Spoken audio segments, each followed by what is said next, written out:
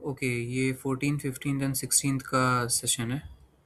क्योंकि पहले दिन दो लॉसेस करने के बाद फिर तीसरा ट्रेड नहीं मिला, फिर 15 को भी एक ट्रेड नहीं मिला, मार्केट ख़राब, फिर आज जाके मिला। यहाँ पे मैं डाउन के लिए ट्रेड के लिए वेट कर रहा था कि ये सेकंड कैंडल है, अगर ये वीक हो जाती है तो मैं डाउन के लिए लूँगा। क्यों? क्योंकि ऊपर से फेक ब्रेकआउट हुआ है। इवन दो अप ट्रेंड है, even though second candle weak हो गई है, इवन दो पीछे मोमेंटम है, even though two candles can become a retracement, even though एक सपोर्ट लेवल है जो ग्रीन कैंडल का लो है, इवन दो वहाँ पर एक ईएमए, ये शायद 9 ईएमए था, 9 ईएमए का लेवल है। इसके बाद भी मैंने ले लिया डाउन के लिए। रीज़न वही चीज़ कि ऊपर हो गया है फेक ब्रेकआउट। तो ये जो सेकंड कैंडल है, इवन दो हमें वीक दिख रही है कि हाँ फर्स्ट रेड कैंडल स्ट्रांग थी, सेकंड रेड कैंडल वीक हो गई है, बट वो वीकनेस नहीं है एज सच, क्योंकि ऊपर स्ट्रेंथ दिखा दिए हैं सेलर्स। तो अक्सर क्या होता है कि ऐसे कंडीशन में एक बड़ी सी रेड बनती है, और अगर बड़ी बनी, अगर छोटी बनी तब तो कोई बात नहीं, अगर बड़ी बनी तो फिर उसके बाद एक रिवर्सल आपके लिए भी आता है, ये ऑब्जर्वेशन और प्राइस एक्शन के हिसाब से, क्योंकि सेलर्स उसमें एग्जॉस्ट हो जाते हैं। तो यहाँ पर वो रेड कैंडल छोटी बन गई, ये कैंडल ट्रेड विन हो गया। रेड कैंडल छोटी बन गई, इसीलिए मैंने अगला अप के लिए नहीं लिया, जो कि अच्छा किया, वो बाद में सेलर्स के लिए ही गई थी। अब यहाँ देख लें, डाउन ट्रेंड में एक सिंगल ग्रीन कैंडल आई, उसने मॉर्निंग स्टार बना दिया, विच इज़ इरेलीवेंट। और उस मॉर्निंग स्टार के बाद जो जस्ट अगली रेड कैंडल आई उसने एनगल्फ नहीं किया, तो वो वीकनेस दिखा दिया।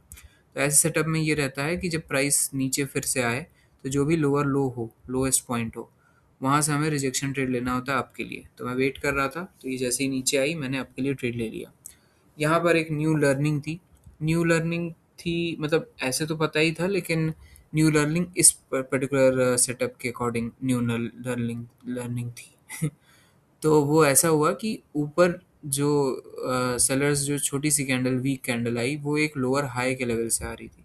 लोअर हाई से जब भी सेलर्स आते हैं तो वो लोग के पास उतना ताकत होता है कि वो लोग नया लो बना दें।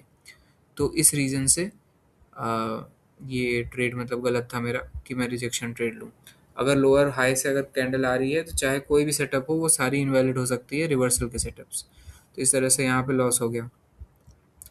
अब देख लेते हैं यहाँ पे, डाउन के लिए मैंने ट्रेड ले लिया, क्योंकि ये मुझे लगा कि पोजीशन रिवीलिंग कैंडल है और बगल में सपोर्ट लेवल एक ग्रीन कैंडल का है। इसमें गलत क्या था कि जस्ट पिछला वाला जो रेड कैंडल है, अरे ग्रीन कैंडल है, उसका लो वहाँ नहीं था। तो बायर्स एक्चुअली में ऊपर ही थे, ज़रूरी नहीं है कि वो डाउन ही हो। तो ईएमए का भी यहाँ पे सपोर्ट था, उससे उतना मुझे मतलब नहीं था।